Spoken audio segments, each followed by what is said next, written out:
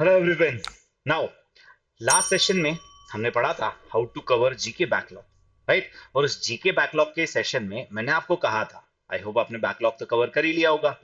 तो उस बैकलॉग के सेशन में मैंने आपको बताया था कि अगले सेशन में मैं आपको बताऊंगा, जब तक आपका बैकलॉग कवर हो ही चुका होगा, दैट हाउ टू रिवाइज एक साल का current affairs in one day. तो आज इस सेशन में 15 मिनट के अंदर मैं आपको बताऊंगा कि एक साल का जीके एक दिन में कैसे रिवाइज कर सकते हैं। ऑफ कोर्स है ना, अच्छी चीज है, मजेदार चीज है। लेकिन इस एक दिन में जीके रिवाइज करने के लिए आपको अगले 4 महीने तक जो मेहनत करनी है वो आपको मेनली समझनी है कि किस तरीके से आप इसे प्लान कर सकते हो। तो सबसे पहली चीज पे आ जाते हैं, दैट अगर आप चाहते हो कि आपको एंड में जीके एक दिन में रिवाइज करना है, तो सबसे बड़ी प्रॉब्लम जो इस रिवीजन में आती है वो आती है बहुत बड़ा बना हुआ भंडार ऑफ जीके।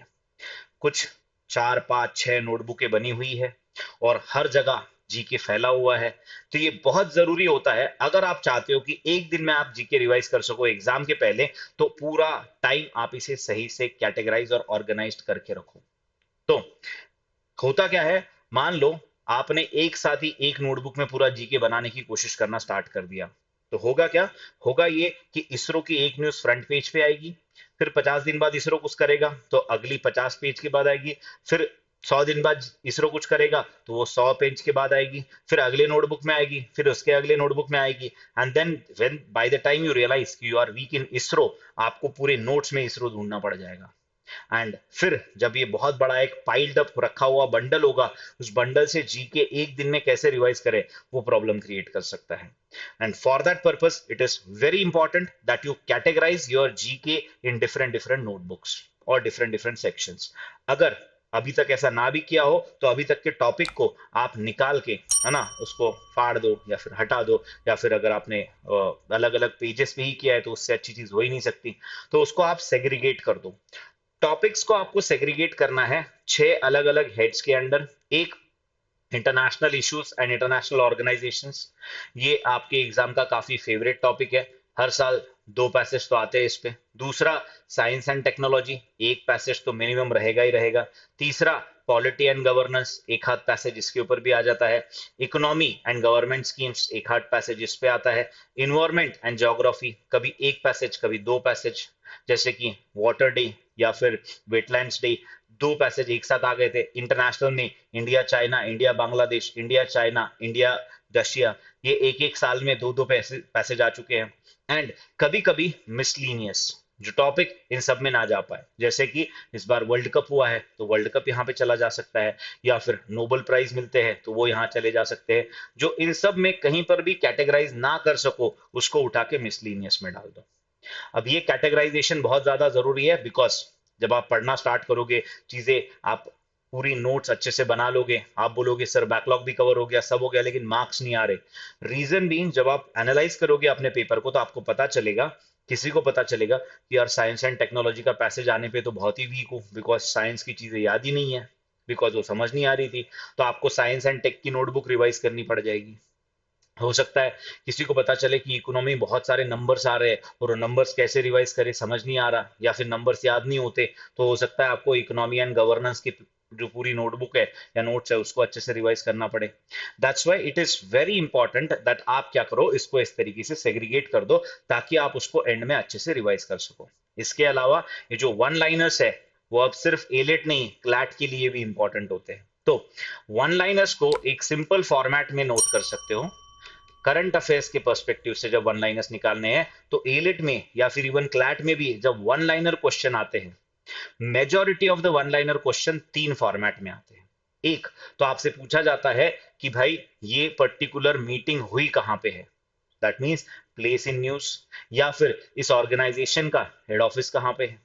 दूसरा, पर्सन इन न्यूज, कौन यहाँ पे इलेक्ट हुए, कौन यहाँ पे अपॉइंट हुए, कौन यहाँ पे स्पोर्ट्स को जीते हैं, तो पर्सन इन न्यूज। तीसरा, नंबर्स इन न्यूज, जैसे कि इंटरनेशनल वुमेन्स डे कब होता है, उसकी थीम क्या थी, या फिर इंडिया की इनइक्वालिटी में रैंक कितनी है, राइट? तो इस तरीके से जो नंबर्स न्यूज में आएंगे, मान लो कोई डे है या फिर कोई रैंक है, वो आपको करने हैं। करंट अफेयर्स इन 3 कैटेगरी में डाल देना। इसको एक सिंपल एक नोटबुक में या फिर एक फोल्डर बना के उसके अंदर आप बना लो तो that will be good, because ये डेट वाइज रहेगा तो आपके लिए भी इजी रहेगा। बिकॉज आपके एग्जाम में लास्ट 6 मंथ के वन लाइनर्स ज्यादा इंपॉर्टेंट होते हैं, उससे पुराने 6 मंथ के भी होते हैं, ऐसा नहीं कि होते नहीं है।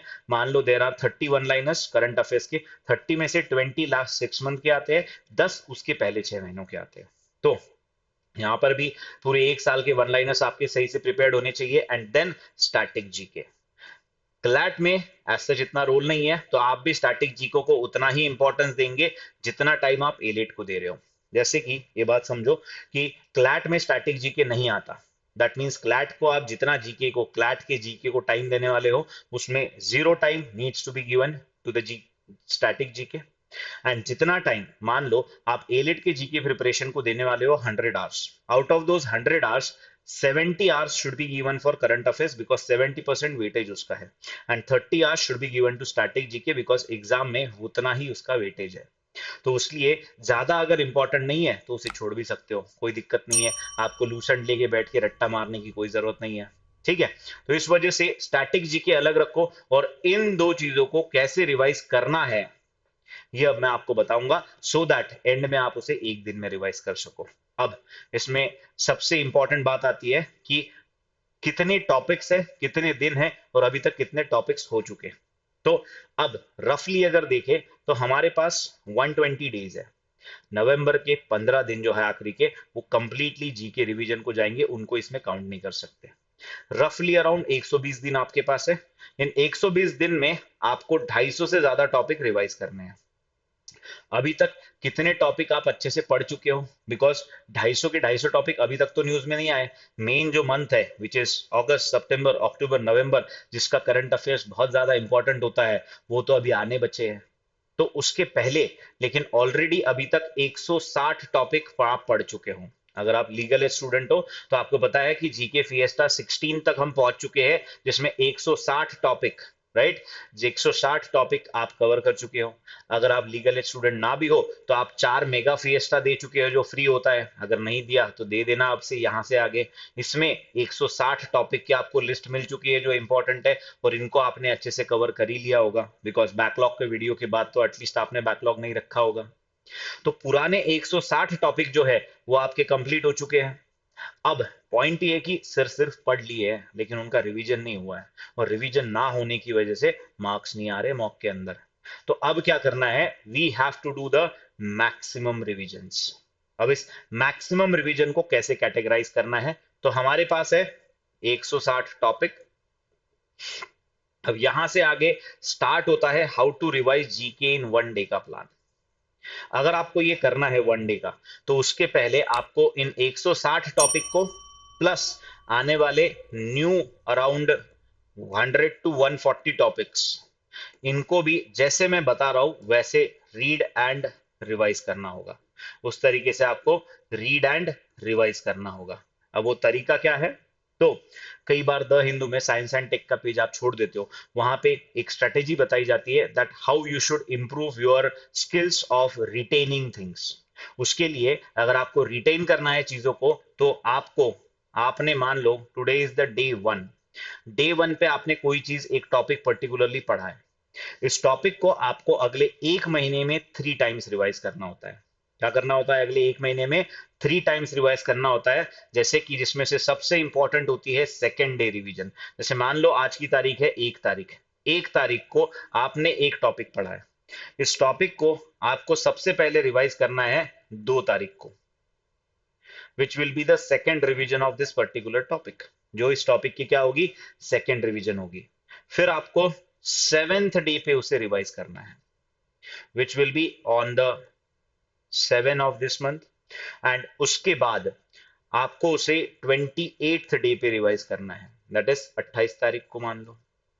तो आपको क्या करना है, एक लिस्ट प्रिपेयर करनी है जो जो टॉपिक्स आप पढ़ रहे हो उसकी, और उसके आगे एक लिस्ट में मेंटेन करके चलना है कि ये टॉपिक इस दिन पढ़ा था, इसका सेकेंड डे, 7th डे और 28 डे रिवीजन कब होगा।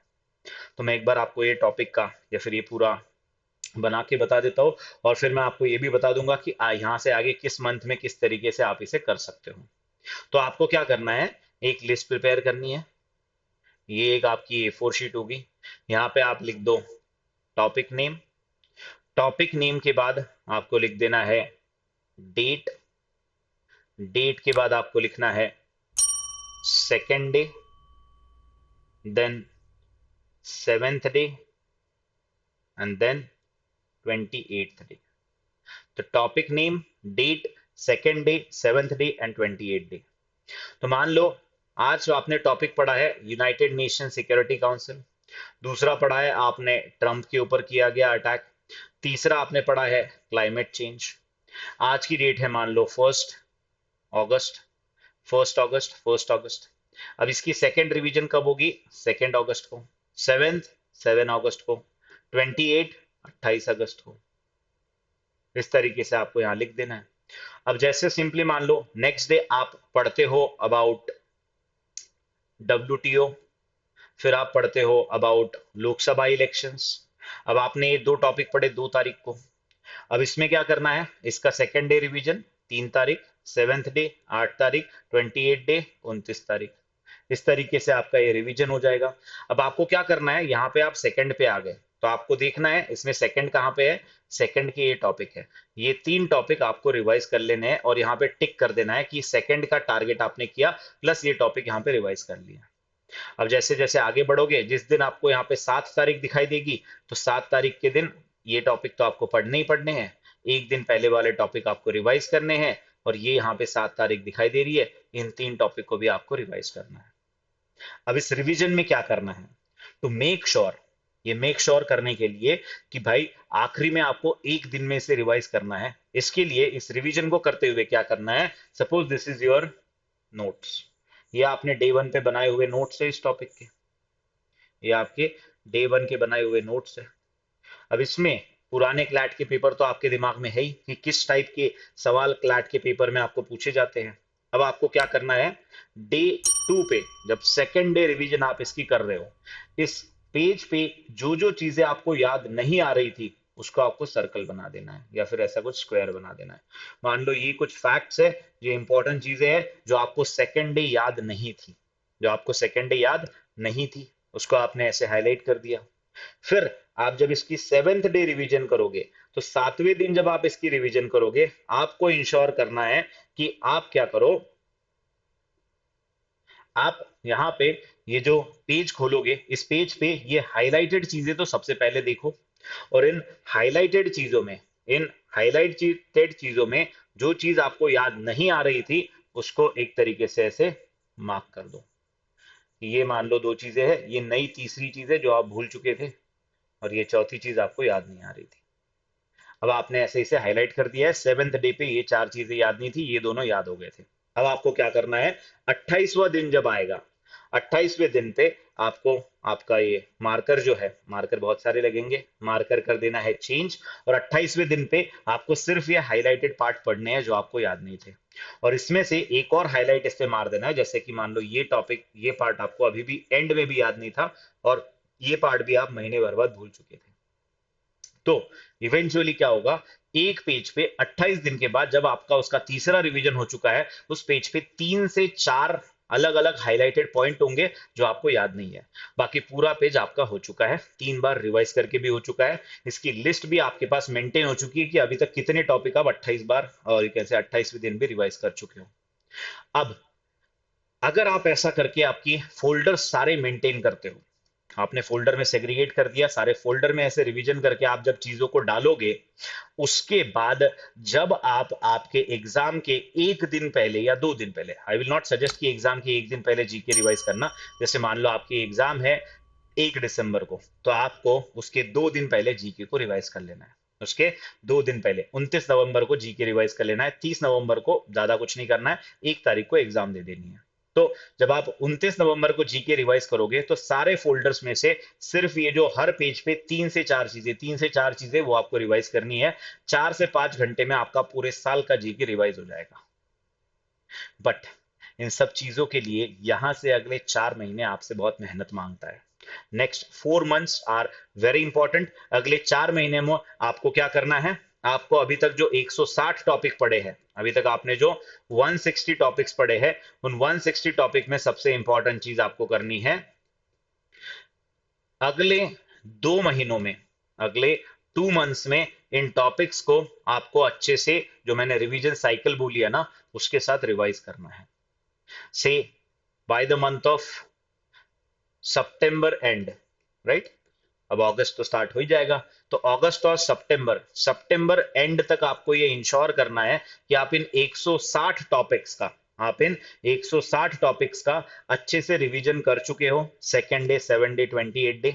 तो आपको क्या करना है, एवरी वीक इसमें से 20 टॉपिक्स निकालने हैं और उसकी रिवीजन करनी है, apart from doing regular current affairs. Regular GK fiesta current affairs तो चल ही रहा है, अगर आप ये करोगे तो 8 वीक में, with in 8 weeks, which means around 2 months, 2 महीने में आपका पूरा 160 टॉपिक का इस तरीके का रिवीजन हो जाएगा या टॉपिक बन जाएंगे कि आप उसको एक दिन में रिवाइज कर सकते हो। एंड उसी के साथ साथ जो रेगुलर टॉपिक चल रहे हैं, जुलाई के, अगस्त के, सितंबर के, जो आपके रेगुलर हर हफ्ते जीके फिएस्टा के 10 टॉपिक आते हैं, उसकी भी साइकिल को इसमें जोड़ देना है, ताकि आपका तब कोई बैकलॉग ना हो। और अगस्त एंड सितंबर, इन 2 महीनों में ये 160 टॉपिक प्लस इन 3 महीनों के मान लो एक अराउंड 100 टॉपिक्स, जुलाई, अगस्त और सितंबर, इन 3 महीनों के अराउंड 120 टॉपिक मान लो, या 100 टॉपिक मान लो, ये भी आपके रिवाइज हो चुके होंगे। By the end of September you will be ready with around 160 topics with 3 rounds of revision. अब अक्टूबर में आपको क्या करना है, अक्टूबर में सिर्फ आपको इन सब चीजों को, अक्टूबर प्लस टिल 15 नवंबर कंसिडर कर लो, अराउंड 15 नवंबर के आसपास, अभी तक किए गए सारे टॉपिक को कंसोलिडेटेड फॉर्म में अच्छे से रखना है। और यहाँ पे सिर्फ उन हफ्तों के जो करंट अफेयर्स आ रहे हैं उनको साइकिल में, इस नोटबुक में मेंटेन करते हुए चलना है। By the 10th of November around आपके पास 300 प्लस टॉपिक की लिस्ट होगी, जिसको आप 3 बार रिवाइज कर चुके हो और इस फॉर्म में बना चुके हो कि आप इसको एक दिन में रिवाइज कर सकते हो, सिर्फ highlighted part. It is very much possible और हर साल बच्चे इसे करते हैं, बिकॉज आपके एग्जाम में, जैसे मैंने बता दिया, सुनने में तो बड़ा अच्छा लगा, लेकिन आपके एग्जाम की अगर बात करें तो 1 लाख स्टूडेंट्स अगर एग्जाम देते हैं तो टॉप 5 एनएलयू में मान लो 1000 स्टूडेंट ही पहुंचते हैं अराउंड, तो विच इज 1%। और इतने ही बच्चे इतने एफर्ट्स कर पाते हैं और इतने ही बच्चे फाइनल सिलेक्शन भी ले पाते हैं टॉप 5 एनएलयू में, राइट? तो इसलिए ऐसा लोग आप नहीं करोगे इसलिए कि कोई नहीं करने वाला, ये सोचना बंद कर दो। There will be students who are going to do this and you can also do this. आप भी इसे कर सकते हो, इसे आज से करना स्टार्ट करो और आपकी एग्जाम बहुत स्मूथ जाएगी। बिकॉज जीके में रिवीजन इज एवरीथिंग। जितना मैक्सिमम आप प्रैक्टिस करोगे, रिवाइज करते रहोगे जीके में, उतना ही आपको एग्जाम में ज्यादा याद आएगा। और इसी चीज को, ये तो मैंने सारा ज्ञान दे दिया, इसी चीज को सिर्फ एक एग्जाम्पल के साथ में समराइज कर सकता हूं। ये मूवी आपने जरूर देखी होगी, राइट? अगर नहीं देखी तो जाके एक बार मिशन इम्पॉसिबल का लेटेस्ट वाला जो एडिशन है वो देख लेना। यहाँ पे टॉम क्रूज ने एक जंप किया है और इस जंप के लिए इन्होंने, गूगल करके देख लेना, कितनी बार ट्राई किया है। एक जंप के लिए इन्होंने कितने ट्रायल किए थे इस खतरनाक जंप को करने के लिए, और इसका आंसर, कितने जंप किए थे, गूगल पे तुरंत मिल जाएगा। कितना उन्होंने ट्राई किया था, कितनी बार उन्होंने प्रैक्टिस की थी, तब जाके ये शॉट मिल पाया। इसका आंसर मुझे कमेंट बॉक्स में चाहिए कि इन्होंने कितनी बार प्रैक्टिस की थी, और मैं सिर्फ आपको 3 बार रिवाइज करने बोल रहा हूँ, एक बार पढ़ी हुई चीज 1 मंथ के अंदर, जो कि आप इजीली कर सकते हो। ये एक शॉट के लिए इतना कर सकते हैं, तभी वो टॉम क्रूज है। आपको तो बस क्लैट क्लियर करना है, एक चीज को 3 बार पढ़ना है 1 महीने में, और इस तरीके से ऑर्गेनाइज्ड वे में रहना है। That's it, I think, to revise the GK in 1 day. I hope you all will do this and you all like this session. Thank you so much. Bye bye. Take care. Stay safe.